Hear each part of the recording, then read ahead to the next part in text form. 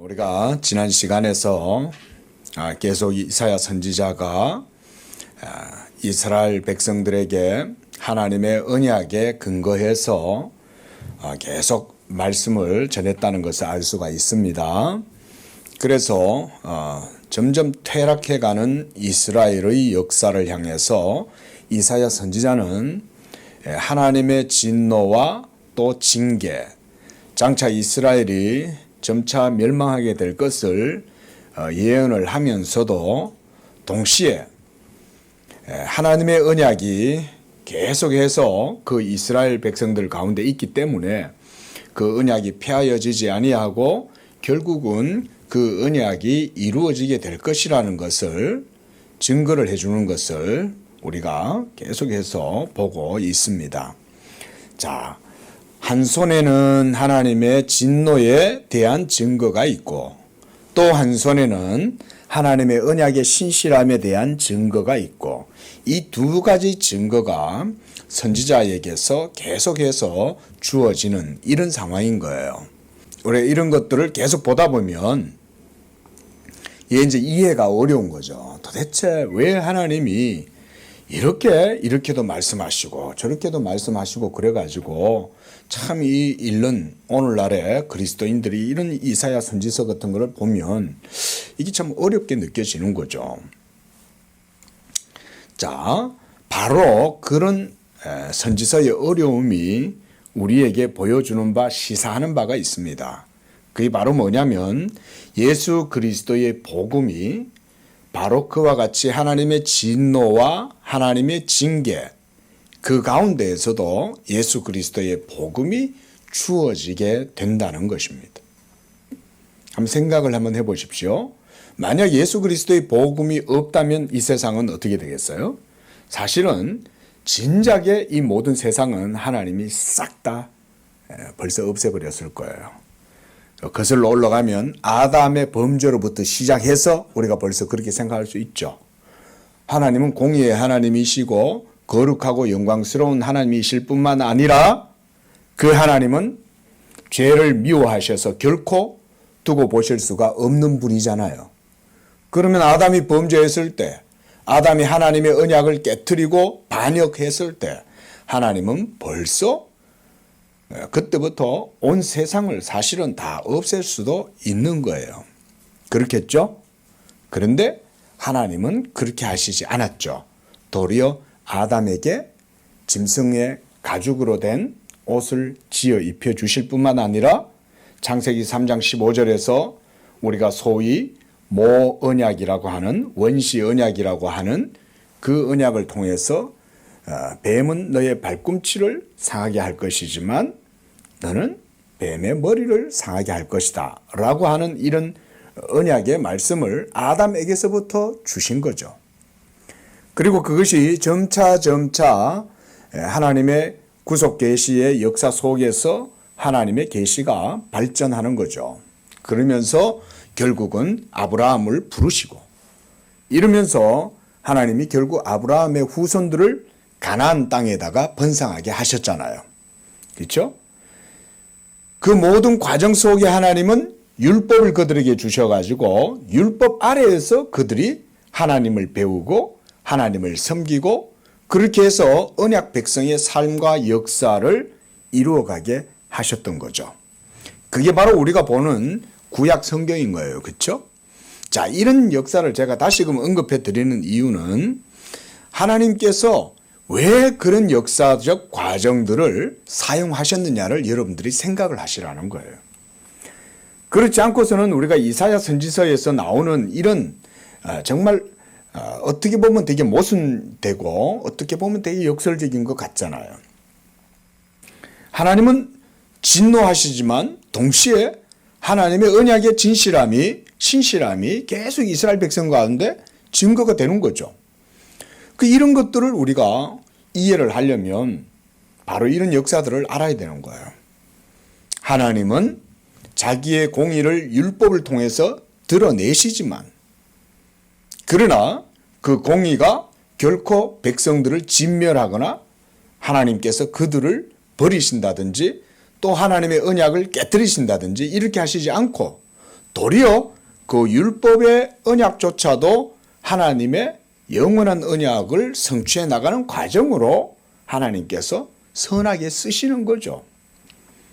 자, 그런 과정 속에 이스라엘이 결국 율법에 걸려 넘어지는 거예요.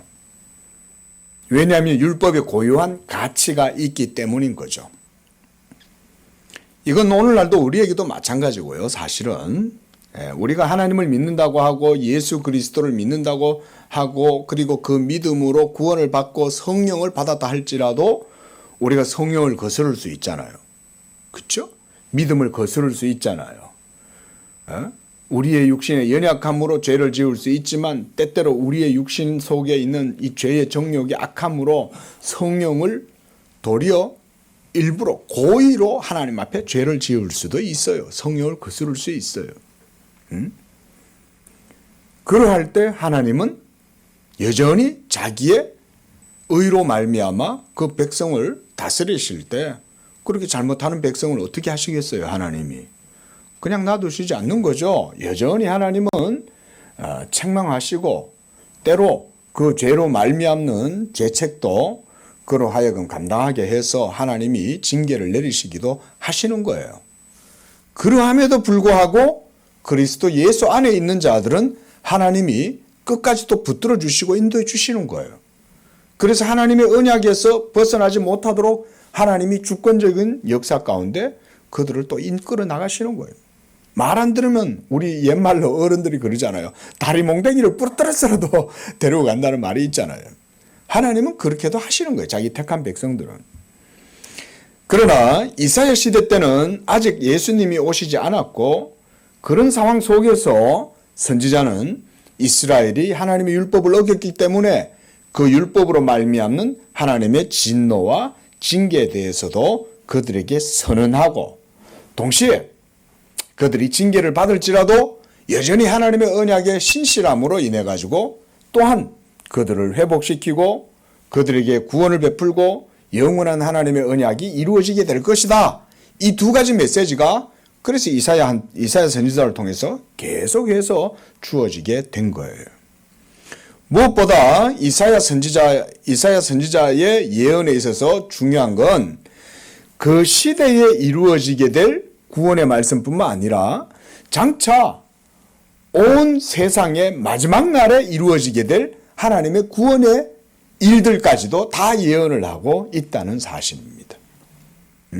하나님께서 그리스도 예수 안에서 행하실 그 구속의 역사가 장차 이제는 이스라엘 할례받은 민족에게만 국한되는 게 아니라 온 세계 가운데 열방 가운데 민족들 가운데 이 아브라함의 언약이 다 퍼져나가서 그래서 하나님의 언약이 궁극적으로 모든 세계 가운데 드러나고 그렇게 함으로써 하나님의 구원이 이루어지게 될 거라는 것을 이사야 선지자가 계속 매장마다 그거를 반복하고 있는 거예요.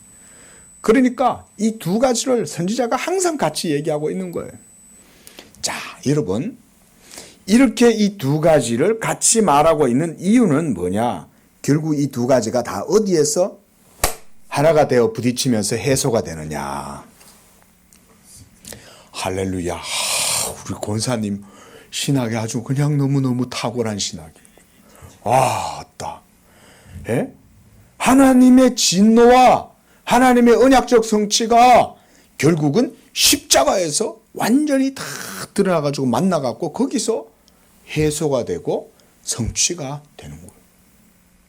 하나님의 진노, 율법으로 말미암는 공의, 하나님의 진리가 십자가로 말미암아서 모두 그리스도에게서 다 지워지고 그리스도께서 그 십자가를 짊어지고 하나님 앞에서 죽기까지 순종하실 때에 그 순종하심을 통해서 이와 같은 모든 율법의 의의가 거기서 만족이 되고 그래서 하나님의 진노가 십자가에서 싹 다 녹아나고 그리고 영원한 평화, 화평의 언약이 십자가에서 또한 성취되고 야, 권사님 그거 어떻게 하셨어? 목사님이 잘 가르쳐 주셨나 보다. 깜짝 놀랐네. 네. 이렇게 하나님의 방법은 결국은 예수 그리스도에게로 다 포커싱이 되는 거예요. 그래서 2000년 전에 하나님께서 이제 때가 참해 그랬어요. 갈라디아서 4장 4절 말씀에 때가 참해. 때가 차서 하나님이 율법과 선지자들을 통해서 증거하셨던 그 예수가 이 세상에 오심으로 이 예수 그리스도의 어깨에 뭐가 매어 있어요? 정사와 권세가 그의 어깨에 쫙 다 매어 있는 거야. 하나님의 아들이 그 어린 아기 예수 위에 하나님이 이는 우리에게 한 아기가 주어진 바 되었는데 그 어깨는 정사를 메웠다. 그는 평강의 왕이다. 여러분, 정사를 메웠다는 얘기는 이게 보통 의미가 아닌 거예요. 한 작은 나라의 정권을 그 어깨에 메었다는 정도가 아니라 온 우주적 왕권이 그의 어깨에 있다는 얘기인 거예요. 그 말은 그가 왕의 권세를 하나님께로부터 취득하기 위해 가지고 온 우주적인 왕권을 그의 어깨에 하나님이 메어주셨는데 이걸 짊어지고 골고다로 올라가시는 거예요. 그게 메었다는 말입니다. 이사야 선지자가 이렇게 탁월하게 장차 오실 자 예수 그리스도를 통해서 하나님이 이루실 구속을 그와 같이 예언을 하고 있는 거예요. 자, 여러분 보세요. 중요한 얘기예요. 여기서 율법이 중요한 역할을 한다는 걸 우리는 알 수 있어야 됩니다. 그렇죠? 만약에 이스라엘 백성들에게 하나님이 모세 율법을 주시지 않았다면 십자가를 증거할 수가 없는 거예요. 그렇죠? 온 인류의 죄를 대속하실 하나님의 아들 예수 그리스도가 장차 이 세상에 오시게 될 것인데 그 예수 그리스도의 오심을 증거하기 위해서 하나님이 율법을 쓰시는 거예요. 그래서 이스라엘에게 미리 하나님이 아브라함에게 자손들이 태어나게 하고 그 자손들에게 자기의 율법을 그들에게 부여해 주시는 거예요. 그래서 율법을 통해서 그들이 하나님 경외하고 섬기고 하나님의 도를 배울 수 있도록 하나님이 그들에게 율법을 주신 거죠. 하지만 이스라엘이 실패하고 넘어졌어요. 그건 그들의 연약함 때문이죠. 그러나 하나님은 자기의 언약을 폐하시지 않으셨죠. 그럼에도 불구하고 연약하고 범죄하고 부패한 백성들은 율법의 공의로 말미암아 진노를 당하고 징계를 당하는 거예요. 그런 과정 속에 결국은 이스라엘은 결국 실패하고 무너지게 되었지만 하나님이 그 과정을 통해서 이와 같은 그리스도의 구속을 하나님께서 보여주시는 거예요. 예수 그리스도의 복음을 결국은 언약의 신실한 역사 속에 드러내셔서 그것이 십자가에서 모두 만족하게 되고 그래서 하나님의 모든 진노와 우리와 원수되었던 모든 것이 다 해소되고 그래서 하나님이 더 이상 우리를 미워하시지 않게 되는 이런 일이 십자가에서 이루어지는 거죠. 여러분, 오늘날 더 이상은 율법이 여러분들을 향하여 정죄하지 못하는 줄로 믿으시기 바랍니다. 선지자가 바로 그런 것들을 예언했던 거예요. 자, 서두가 길었지만 선지자의 내용은 지금 그런 거예요. 이게 지금 핵심인 거예요. 오늘 우리가 읽었던 이 12절부터 23절까지의 이 말씀 속에서도 여전히 하나님은 선지자를 통해서 그런 마음으로 이스라엘 백성들에게 말씀하고 계시는 거예요. 오늘날도 하나님은 동일하게 우리에게 그와 같이 하신다는 사실을 우리가 늘 마음속에 염두를 해두셔야 됩니다. 하나님은 오늘날도 여전히 동일하게 이스라엘 백성들뿐만 아니라 신약의 복음의 은혜 안에 있는 신약 성도들에게도 동일하게 이렇게 말씀하신다. 자, 우리가 이렇게 선지서를 봐야 이 선지서가 이때 당시에 이스라엘 백성들에게만 주시는 말씀이 아니고 우리들에게도 동일하게 주시는 말씀이라는 것을 알 수가 있습니다. 안 그렇겠어요? 목사가 성경을 해석을 하려면 풀어가지고 그들한테만 그래요. 이래 말하면 이게 무슨 의미가 있어요? 그게 아니잖아요. 이 말씀은 오늘날 우리에게도 동일한 의미를 주시는 겁니다. 이걸 설명을 해줘야 될 거 아니에요. 12절 말씀을 보십시오. 너희를 위로하는 자는 곧 나이니라. 너는 어떤 자이기에 죽을 사람을 두려워하고 풀같이 될 사람의 아들을 두려워하느냐. 자, 여기서 하나님께서는 이스라엘 백성, 하나님의 택하심을 입은 언약 백성들을 향해서 말씀하고 계신다는 거죠. 그 언약 백성들이 누구라는 거예요? 구약의 이스라엘 백성뿐 아니라 오늘날 예수 믿는 우리에게도 동일하게 주시는 말씀입니다. 이거 굳게 믿으십시오. 네. 이걸 우리가 굳게 믿어야 됩니다. 예수 믿는 성도들은 하나님의 언약 백성이다. 저는 이걸 그래서 굉장히 많이 강조를 하려고 해요. 저도 어려서부터 모태신앙이었기도 하고 신앙의 가정에서 부모님 가정에 자랐지만 제가 언약 백성이라는 사실을 깨닫게 된 건 신대원에 들어가고 나서부터 깨닫게 된 거예요. 왜냐하면 하나님께서 이 성경의 증거들을 깨닫게 하심으로써 이게 예수 믿는 게 바로 언약 신앙이구나 라는 것을 그때 깨달아서 제가 그때 참 하나님의 큰 은혜를 받았어요. 여러분, 복음을 듣고 예수를 믿게 된 것이 구약의 이스라엘 백성들이 아브라함의 자손이고 그리고 그 언약 아래에서 하나님이 섬겼던 그 언약 백성, 구약의 이스라엘 백성들보다 훨씬 탁월하고 복된 지위에 있다는 걸 우리 신약의 성도님들은 깨달으셔야 됩니다. 그래서 하나님께서 여러분들에게도 이와 같이 우리를 위로하고 바로 그분이 언약의 하나님이시고 그렇기 때문에 우리 인생들이 세상을 두려워할 필요가 전혀 없다는 거죠. 그래서 로마서 8장 31절에 보면 하나님께서 우리를 위하시면 누가 우리를 대적하리요? 사도 바울이 이렇게 말하잖아요. 하나님이 우리를 위하신다는 거예요. 하나님이 여러분들을 지금 위하시는데 어떻게 위하시냐? 하나님의 팔이 어떻게 나타나냐? 여호와의 팔이 뭐냐 이거예요. 여호와의 팔이라. 하나님한테 팔이 있어요? 그거 없잖아요. 근데 하나님이 의인화해가지고 이거를 팔이라고 표현을 하시는데 하나님이 이 팔로 우리를 구원하시고 도우시잖아요. 이 팔로. 그게 하나님의 그 행동이 성경이 지금 뭘 보여주냐? 상징하는 게 뭐냐? 예수님의 십자가라는 거예요. 좀 전에 그랬잖아요. 십자가에서 하나님의 율법의 진노와 공의가 하나님의 언약의 신실함과 함께 딱 마주쳐가지고 예수의 죽으심 그 십자가를 통해 가지고 완전히 거기서 해소가 되고 하나가 되고 그래서 복음이 거기서 나오는 거예요. 말하자면 그게 하나님의 방법 아니에요? 이런 게 중요한 거잖아요. 기독교 신앙에서 하나님의 구원하시는 방법은 예수 그리스도의 복음이잖아요. 이 복음의 결정체가 어디서 나오냐 말이에요. 십자가잖아요. 그 십자가가 하나님의 구원 행동이라니까요.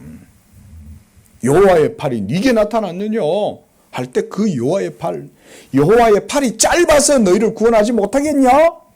그 팔이 뭐냐 이거예요. 그 팔이 바로 예수의 십자가가 하나님의 구원의 모든 행동이 거기서 드러나는 거예요. 그러므로 이와 같이 하나님께서는 죽을 사람을 두려워하지 마라 그러잖아요.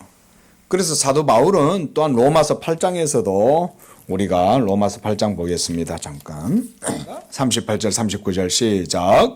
내가 확신하노니 사망이나 생명이나 천사들이나 권세자들이나 현재일이나 장래일이나 능력이나 높음이나 깊음이나 다른 어떤 피조물이라도 우리를 우리 주 그리스도 예수 안에 있는 하나님의 사랑에서 끊을 수 없다. 지금 12절에서 하나님께서 인생을 두려워하고 세상의 정부와 나라와 권세를 두려워하는 그런 이스라엘 백성, 자기 언약 백성을 향해 가지고 이렇게 얘기하고죠. 너희가 죽을 사람을 두려워하고 풀같이 될 사람의 아들들을 두려워하느냐? 이스라엘 백성들이 진정으로 두려워해야 될 자가 누구예요? 사실 천지 만물의 창조자이신 하나님이시잖아요. 이건 여러분들에게도 동일한 거 아닙니까? 우리에게도 동일하잖아요. 우리도 이 세상을 살지만 우리가 두려워해야 될 게 뭐냐 이거죠. 예? 이 세상의 정부를 두려워해야 되는 건가요? 물론 정부를 두려워해야 되는 건 하나님의 주권을 믿기 때문에 정부의 권세를 우리가 함부로 하면 안 되죠. 거기에 순복해야 되는 거예요. 정부의 권세에. 왜냐하면 믿지 아니하는 자를 하나님이 이 나라의 지도자로 세웠다 할지라도 정부의 권세도 하나님께로부터 나기 때문에 우리가 그런 측면에서 두려워하지만, 그러나 만약 정부가 저 중국처럼 막 교회를 탄압해, 그러면 탄압하는 그 정부가 두려워가지고 신앙을 저버리면 되겠어요? 그런 건 아니잖아요. 왜냐하면 하나님이 정부를 세우시죠. 시진핑 같은 사람들이 막 철권을 휘두르면서 교회까지 막 말살하려 한다? 여러분 두고 보세요. 하나님이 어떻게 하나? 하나님은 죽입니다. 까불면. 세상의 정부자들은, 권세자들은. 하나님 믿지 않는다고 하나님도 모르고 겁 없이 막 행동하면 하나님이 그냥 안 놔둬요. 왠지 아세요? 하나님의 열심 때문에 그런 거예요. 그러니까 위로 올라가면 올라갈수록 하나님하고 가까워지기 때문에 위에 있는 자들은 그보다 더 위에 있는 자를 두려워해야 되는 거예요. 예? 저 밑에 쫄따구 하나가 까불까불 그런다고 최고 위에 있는 사령관은 눈 하나 깜짝 안 해요. 그렇지만 최고 사령관 바로 밑에 있는 게 까불까불 그러면 어떻게 되겠어요? 그 최고권자가 그냥 안 놔두는 거죠. 응? 그러니까 권세는 위로 올라갈수록 사실 조심해야 되는데 온 세상의 통치자들이 교만하거나 미련해서 하나님을 대적하면 하나님이 그냥 안 놔둡니다, 여러분. 응? 그러므로 우리는 세상을 두려워할 게 아니라 하나님을 두려워하고, 그러나 하나님의 성도들이 이와 같이 참 연약한 믿음을 가진 거예요. 저는 이 말씀을 보면서 참 우리가 얼마나 하나님을 믿지 아니하는지 그런 것에 대해서 다시 한번 생각을 해봤어요. 그래서 예수님께서 우리가 너무 믿음이 없으니까, 제자들이 너무 믿음이 없으니까 뭐라고 말씀하시냐면, 너희에게 한 겨자씨만한 믿음만 있어도 너희가 큰 일을 이룰 것이다, 이렇게 말씀하시잖아요. 저는 이 말씀이 참 어려워가지고 깊이만 좀 많이 묵상을 해봤습니다. 한 겨자씨만한 믿음만 있다. 그럼 뭔 말이에요? 그게 역으로 보면 우리한테 한 겨자씨만한 믿음도 없다는 얘기죠. 그래서 내가 그게 사실일까를 한번 깊이 생각을 해봤다는 거예요. 정말 우리는 한 겨자씨만한 믿음도 없는가? 그렇죠? 내가 정말 한 겨자씨만한 믿음도 없나?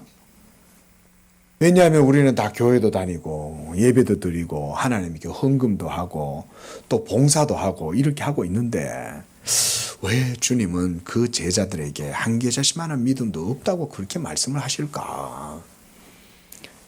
그래서 여러분 거기서 우리가 바라봐야 될 게 뭐냐면 믿음이 뭐냐 그건 거예요. 한 겨자씨만한 믿음이라 그랬잖아요. 근데 그런 믿음도 없으니까 우리가 늘 비틀비틀거리는 거잖아요. 그 믿음이 뭐냐는 것을 깊이 좀 생각을 해보니까 우리의 믿음은 그만큼 부족하고 연약함이 많은 거예요. 여러분 믿음의 본질과 토대가 뭡니까? 믿음의 본질과 토대가 어디에 있어요? 하나님의 말씀에 있죠. 그렇죠? 그 하나님의 말씀에 대한 믿음이 겨자씨만큼만 있어도 하나님은 자기의 말씀의 능력으로 그 믿음을 통해서 역사하시는 거잖아요. 그렇죠? 그만큼 우리는 하나님 말씀에서 거리가 먼 거예요. 이스라엘 백성들이 하나님을 두려워하지 않고 세상의 권세자들을 두려워하고 사람의 영혼을 죽이지 못하고 사람의 영혼을 살리고 죽이는 하나님은 두려워하지 않고 이 세상 정부와 권세를 두려워하는 이유는 하나님의 말씀에 대한 믿음이 없기 때문이죠. 그렇죠? 그만큼 우리는 하나님의 말씀에서 사실은 거리가 먼 거예요. 너무 연약하고 우리는 육체에 너무 길들여져 있고 육체에 너무 사로잡혀 있는 거예요.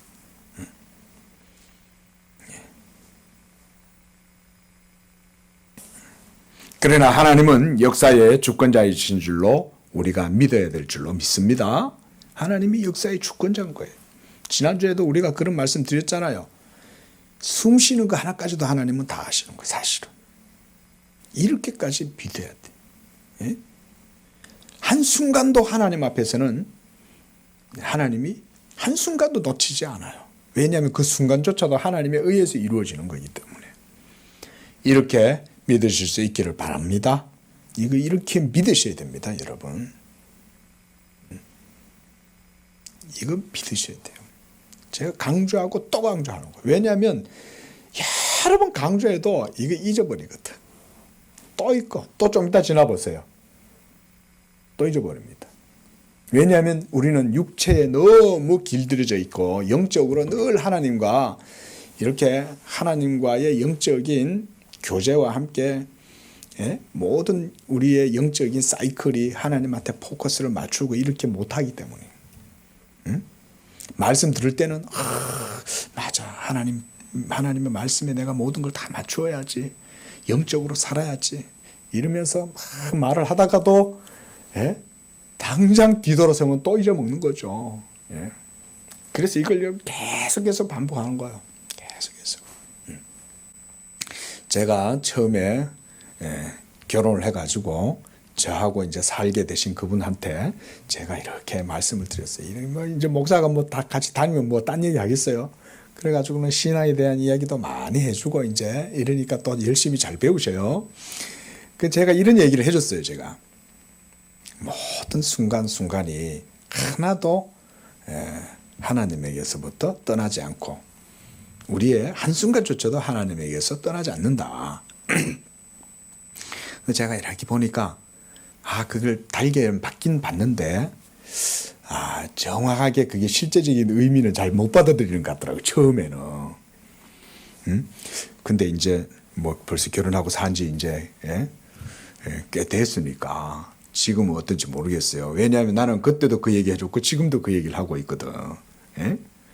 하나님은 한순간도 안 놓친다. 지금은 어떻게 받아들일지 모르겠어요. 그게 믿음의 고백이 더 구체적으로 삶 가운데 주어지는지 모르겠는데 이게 우리 모든 성도들의 고백이 돼야 됩니다, 여러분. 그러니까 우연은 없고, 그렇죠? 그래서 재수 좋네 이런 말 절대 하면 안 돼. 오늘은 운수가 좋네 이런 말은 하나님 앞에 절대 하면 안 돼. 운수는 없어요. 우연은 없고. 아셨어요? 특히 하나님의 택한 백성들에 대한 하나님의 구원은 더더욱이 그런 거예요. 그런 게 하나님의 열심인 거예요. 하나님이 자기의 이름과 영광을 위해서라도 한순간도 내가 택한 백성들은 내 눈앞에서 절대로 사라지지 않는다.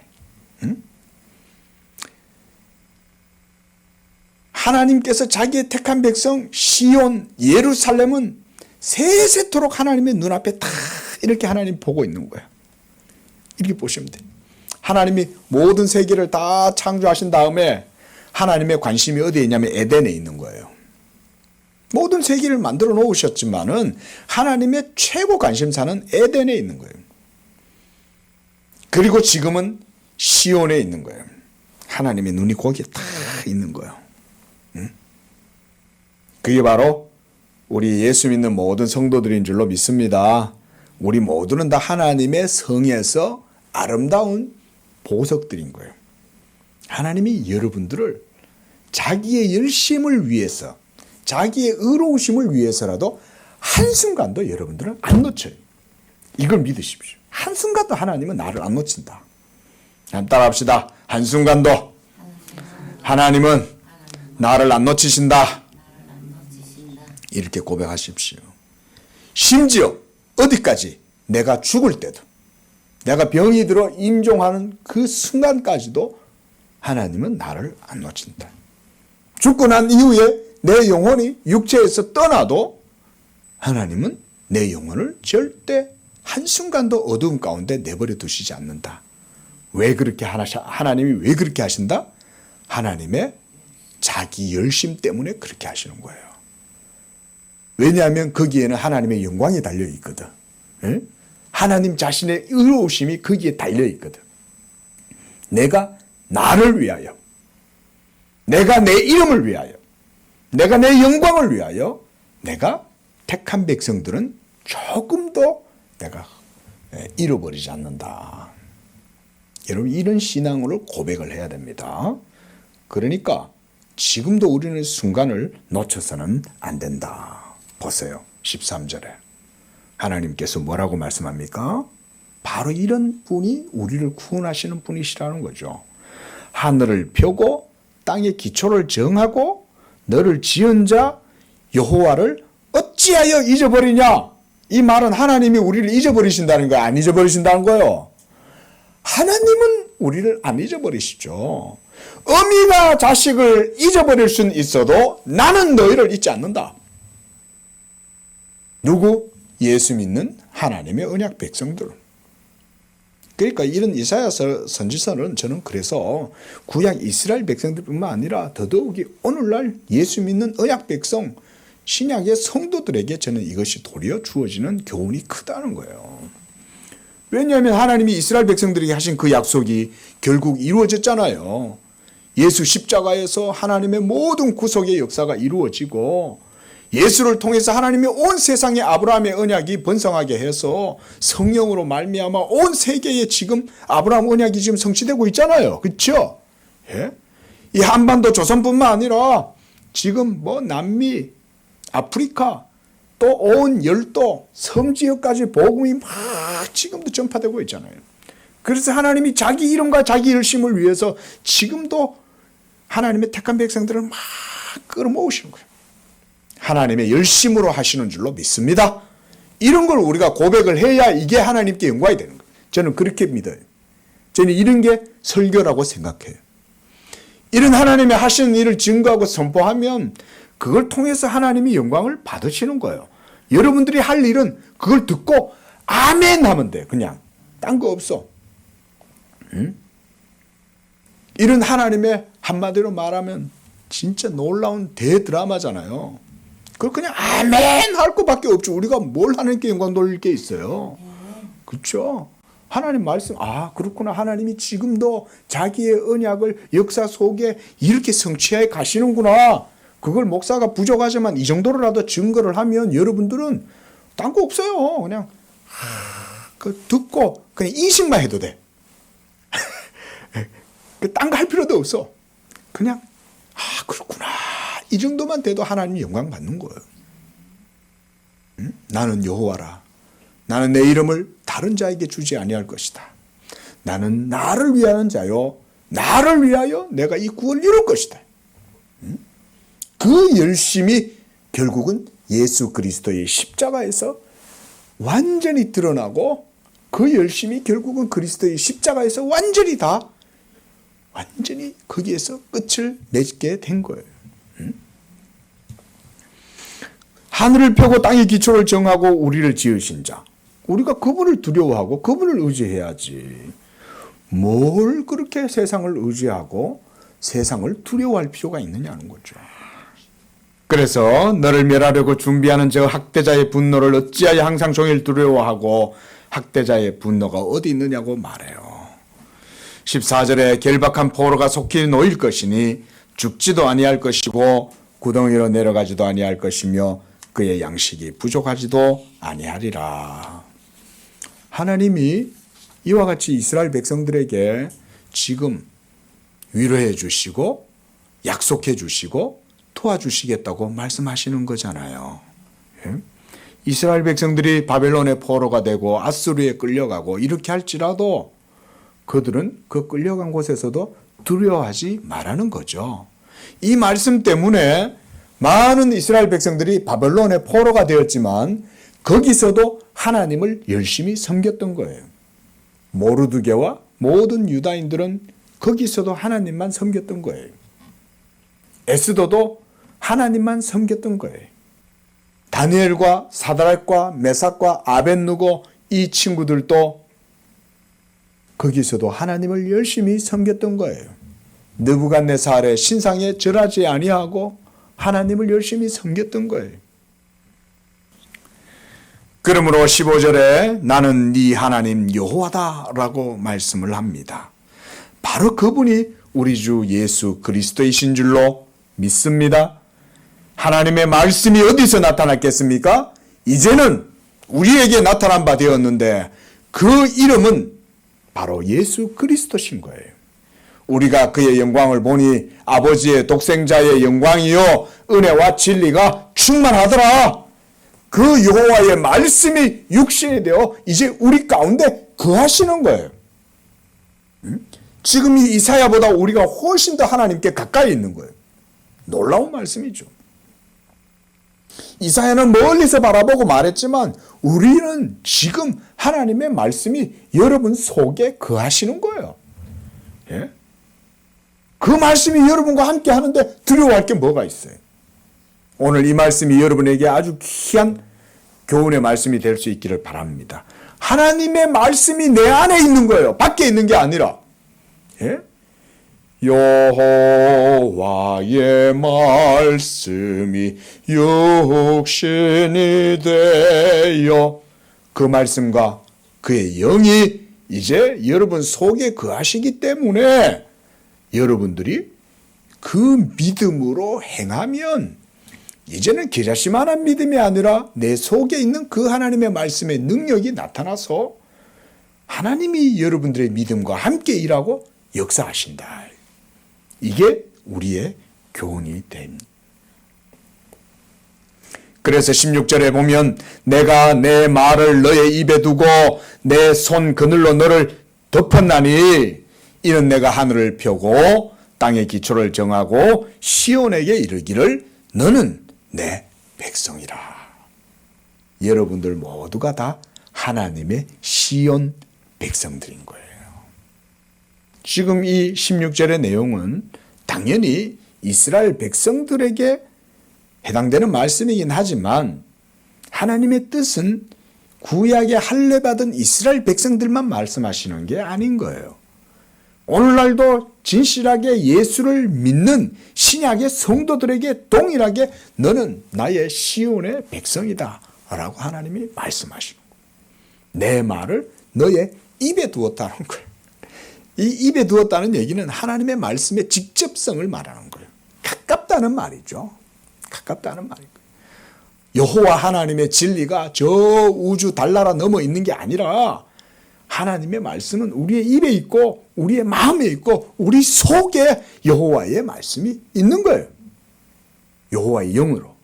하나님 예수 믿는 성도들에게 주시는 그의 영으로 말미암아 이제 우리 안에 있다. 지금 이사야 선지자가 하나님이 그와 같은 창조주 하나님이 구속주 하나님이 되셔서 우리 안에 계신다는 말씀을 지금 해주고 있는 거예요.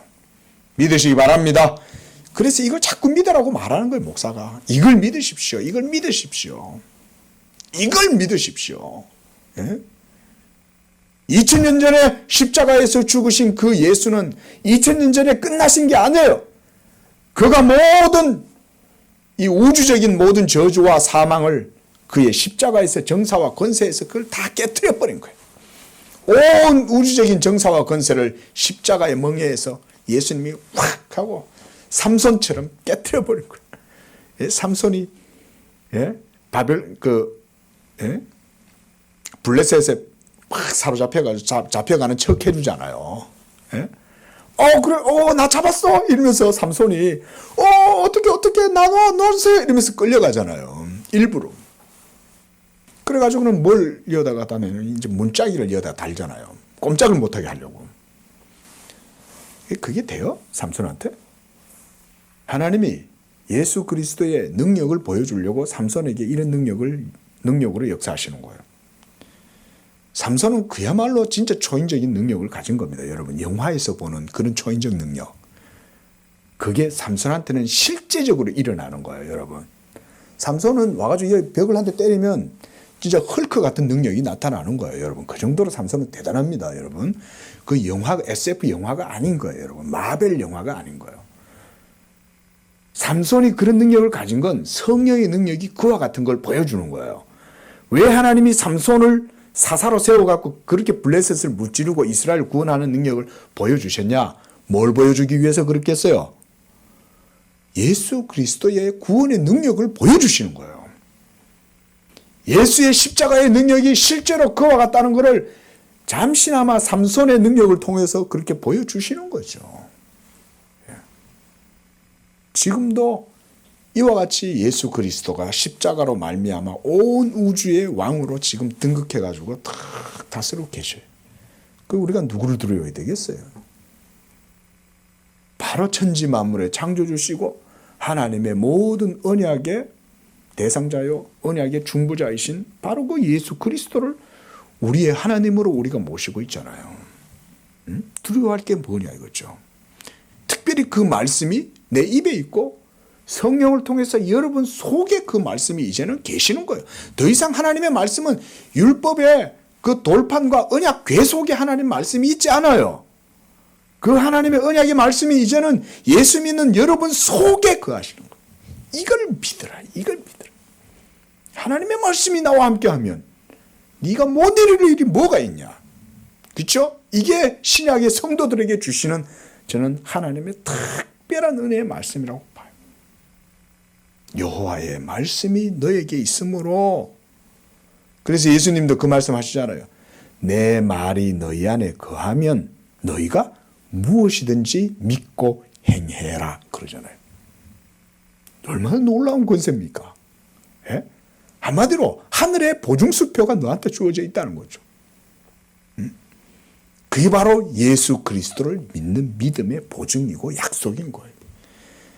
너희가 내 안에 거하고 내 말이 너희 안에 거하면 그 예수님의 말씀이 여러분 속에 어떻게 거하게 되냐? 하나님이 보내신 성령을 통해서 예수의 말씀이 우리 안에 거하시는 거예요.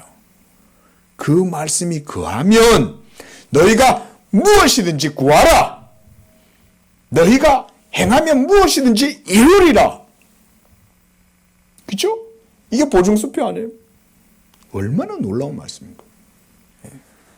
이렇게 하나님께서는 지금 선지자를 통해서 계속해서 백성들의 연약한 믿음을 도우시면서 소망을 주고 위로를 줄 뿐 아니라 격려해 주고 담대함을 가지라고 말씀하고 있어요. 18절에 네가 낳은 아들 중에 너를 인도할 자가 없고 네가 양육한 아들 중에 그 손으로 너를 이끌 자도 없다. 이 두 가지 일이 너에게 지금 닥쳤지만 누가 너를 위해서 슬퍼하겠냐. 황폐와 멸망이요 기근과 칼이라 누가 너를 위로하겠냐. 이와 같이 완전히 절망과 완전히 멸망의 상태 가운데 빠져 있을 때 구원할 자는 오로지 하나님밖에 없다는 것을 다시금 이스라엘 백성들에게 말씀해주고 있는 거죠. 맞잖아요. 이거는 이스라엘뿐만 아니라 비단 오늘날 현대를 살아가고 있는 지금의 모든 인생들도 사실 그렇지 않습니까? 우리가 나에게 주어져 있는 삶의 영역에서 내가 할 수 있는 한 어느 정도 하지만 그렇죠?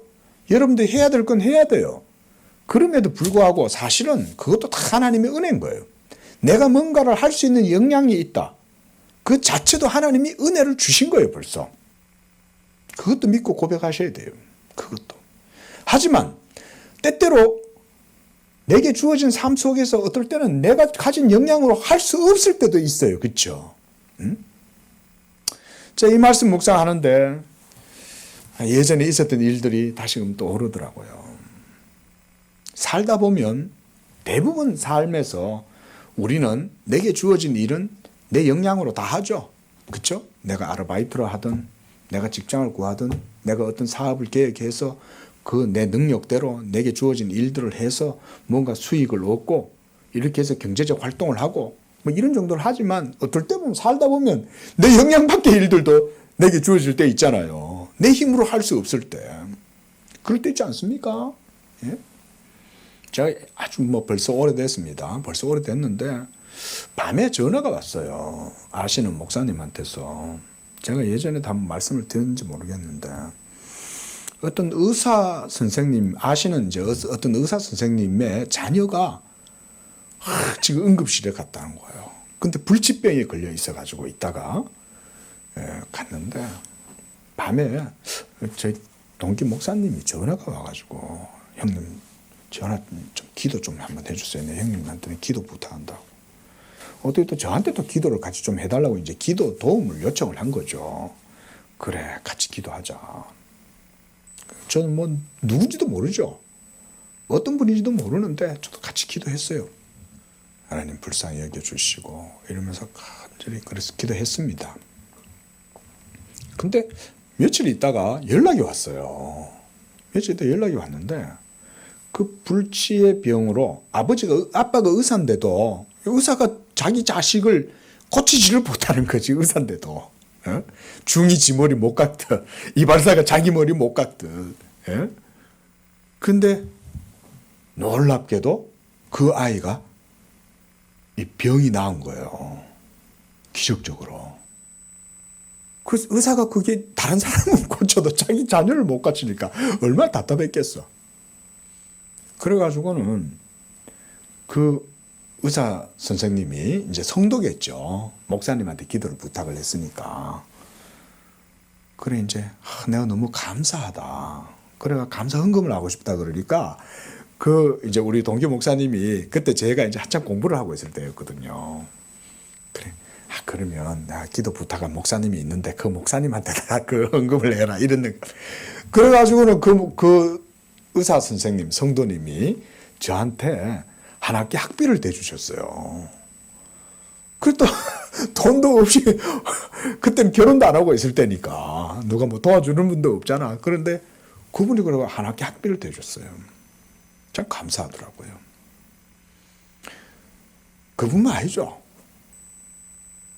이런 일들은 주변에 많이 일어나요. 우리가 잘 몰라서 그렇지. 예? 저희 어머니도 살아계실 때는 남의 집에서 한마디로 파출부 하셨어요. 어머니가. 아이들 밥 먹여주고 집에 빨래해주고 이러면서 그냥 돌아가시기 전까지 그러고 지내셨어요. 그런데 그 집에 아이가 혀가 말이 안 되는 게 한만니 이렇게 말이 안 되는 거예요. 얘가. 응? 그 집의 부모들이요. 우리나라의 아주 큰 은행의 임원들이에요. 그 저희 어머니 장례식장에도 오셨더라고요. 네? 조문을 왔더라고요.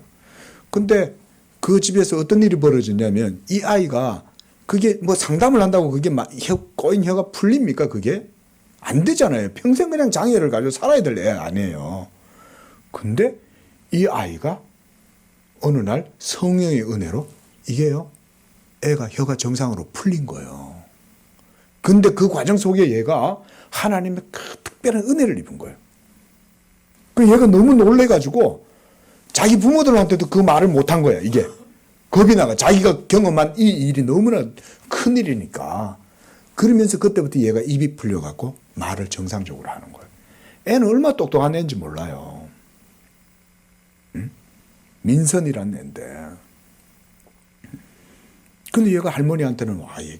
할머니 누가 와가지고 나를 탁 때리면서 한 대 탁 건들면서 네 혀가 이제는 온전해질 거라고 얘기했어.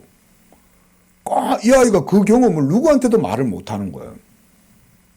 근데 할머니한테 그 얘기를 하는 거예요. 할머니는 하나님을 믿는 분이니까. 그래가지고 할머니한테 얘기를 하니까. 자, 놀란 건 누구겠어요? 그 아이뿐만 아니고 그 집의 부모들이 놀라는 거죠. 이 아이가 이렇게 똑똑한데도 애가 딸내가 그냥 뭐 평생 짐 안 해요. 그래가지고는 애 아빠가 저희 어머니 이제 장례식에 와가지고는 그런 거예요. 목사님, 참 저 권사님 어머니는요 위대한 부입니다. 저한테 그렇게 말을 하더라고요. 조문을 와서 인사는 갔는데 이분이 처음 만났는데 저하고는 저보고는 그런 거예요. 어머니가 위대한 부입니다. 아니 집에서 파출부 하시는 할머니인데 위대할 게 뭐가 있어요? 자기들은 그런 경험을 하잖아요. 자, 여러분. 자, 뭐 이렇게 어떤 체험적인 얘기를 드리려고 한 것보다도 여러분, 하나님은 마음 먹으시면요, 지금도 얼마든지 하셔요. 이런 일들은 주변에도 많아요. 사실은 감춰져 있어서 그렇지. 안 드러나서 그렇지. 예. 하나님이 지금도 일하시고 자기의 백성들을 지키시고 도우시는 줄로 믿습니다. 예. 얼마나 여러분들이 할 수 없는 일들 너머에 하나님은 하셔요. 내가 못한다고 하나님이 못하는 게 아닌 거예요. 하나님은 내가 못할 때 하나님의 때가 다 준비되어 있어요. 예. 하나님은 다 하시는 거예요. 20절 말씀 보겠습니다. 네 아들들이 곤비하고 그물에 걸린 영양같이 온 거리 모퉁이에 누웠으니 그들에게 여호와의 분노와 너의 하나님의 견책이 가득하다. 왜이겠습니까? 이스라엘의 불순종 범죄 때문에 그런 거죠. 언제나 말씀드리지만 죄가 문제인 거예요. 죄가. 이것도 늘 기억하십시오. 항상 우리의 삶에는 죄가 문제지 하나님은 항상 우리에게 팔을 벌리고 우리에게 다가오시고 말씀하시고 은혜 주시고 항상 자비를 인자를 베풀어 주셔요. 우리가 안 듣고 우리가 자기 길로 가고 우리가 죄를 범하고 그 죄 때문에 문제가 일어나는 거지. 지금 이스라엘 백성들의 모든 자녀들, 아들들이란 말은 뭔 얘기냐면 모든 삶의 그 권세라든가 모든 삶의 기업을 말하는 거예요. 우리가 자녀들 키우는 재미로 살잖아요. 그 자녀들이 쓰러지면 그 부모들의 가슴과 삶이 다 무너지는 거 아니에요. 자녀들이 내 삶이잖아요, 사실은. 응? 그러니까 여기서는 네 아들들이 곤비하고 쓰러졌다는 거예요. 모퉁이에 누웠다는 말인 거예요. 아무것도 못하고 모두 다 걸려 넘어져가지고 그물에 걸려가지고 꼼짝도 못하고 저러고 있다는 거죠. 죄 때문에 이렇게 된 거죠. 21절에 그러므로 너 공고하고 포도주가 아니라도 취한 자여. 죄에 취해 있는 거죠. 죄에 취한 겁니다. 이거. 네 주 여호와 그 백성의 억울함을 풀어주시는 너의 하나님이 이같이 말씀하시되 이 억울함을 풀어주시는 거. 어떻게 하나님이 풀어주시겠어요? 모두 다 예수의 십자가의 은혜로 다 풀어주시는 거예요. 이게. 지금도 이 은혜가 예수 믿는 여러분의 삶 가운데에 효력을 미치는 줄로 믿습니다. 이걸 믿어야 되는 거예요. 하나님은 여러분들이 잠자고 있어도 하나님이 도와주시는 거예요. 여러분들이 아무것도 모르고 갈팡질팡하고 하나님의 전능하신 손길이 여러분 위에 있다는 것을 모르고 살아도 하나님은 다 도와주시는 거예요. 예? 여러분들의 자녀가 길 앞에서 막 걸어가도 여러분들은 그 자녀를 계속 바라보고 있잖아요. 하나님이 그렇게 하시는 거예요. 그래서 내가 비틀거름치게 하는 잔, 나의 분노의 큰 잔을 너의 손에서 거두어서 네가 다시는 마시지 못하게 할 것이다. 어떻게? 십자가로. 이렇게 읽으셔야 돼요. 하나님이 십자가에서 모든 하나님의 진노와 저주가 거기서 다 해소가 되고 그래서 하나님의 진노와 저주를 예수의 어깨에다가 다 짊어매고 십자가에서 매게 하심으로 모든 것들이 너에게서 이제 다 떠나가게 할 것이다. 네가 다시는 그 죄의 진노의 잔을 마시지 못하게 할 것이다. 그리고 도리어 하나님의 자녀들을 향한 하나님의 진노의 잔을 하나님이 누구한테 쏟아붓냐? 하나님께로부터 버림받은 자들. 하나님의 택하심을 입지 못한 이 세상에 육체 가운데 살아가는 자들에게 내가 그것을 부어주겠다. 그게 23절 말씀이에요. 그 잔을 너를 괴롭게 하던 자들에게 내가 부어줄 것이다. 결국 하나님의 공의는 없어진다는 말입니까? 안 없어진다는 말입니까? 하나님의 공의는 사라지지 않아요. 십자가에서 예수가 하나님의 모든 공의를 만족시켰지만 그 십자가의 효력은 하나님의 택함을 입은 자들에게 주어지는 것이지 여전히 하나님의 공의는 서슬퍼렇게 살아있는 거예요. 그러므로 우리가 그리스도 안에 항상 거하려고 힘써야 되겠죠. 왜냐하면 그리스도 밖에 나가면 하나님의 공의의 칼날이 서 있잖아요. 도피성 안에 머물러 있어야 돼요. 하나님의 의에 거하고 있어야 돼요. 십자가의 의를 붙들지 않으면 우리에게 주어지는 것은 하나님의 공의의 판단밖에 없어요. 그렇죠? 그 말씀을 이렇게 하고 있습니다. 기도하겠습니다. 거룩하신 하나님 아버지, 지금도 살아계시고 온 우주 만물을 창조하셨을 뿐만 아니라 하나님께서 그 창조의 열심을 통하여 지금도 구속의 역사를 이루어 가시는 줄로 믿습니다. 하나님은 지금도 자기의 택한 백성들을 통하여 자기의 이름과 영광을 나타내시되 자기 열심으로 하시고 불붙는 심정으로 자기의 택한 백성들을 지키시고 그와 같이 보호하신 줄로 믿습니다. 우리 양재교회 성도들에게 이런 믿음을 주시고 이런 고백이 늘 입술에 있게 하셔서 그 말씀이 우리 안에 있고 그러므로 우리 성도들이 예수 그리스도를 믿는 믿음으로 늘 하나님께 영광을 돌리고 하나님의 구원의 은혜 가운데 거하여 하나님 담대함과 확신과 복음의 자유와 위로와 안식을 늘 누리고 하나님께 영광을 돌리는 그런 믿음과 고백이 우리 성도들의 삶 가운데 있게 하여 주시옵소서. 거룩하신 예수님의 이름으로 기도합니다. 아멘.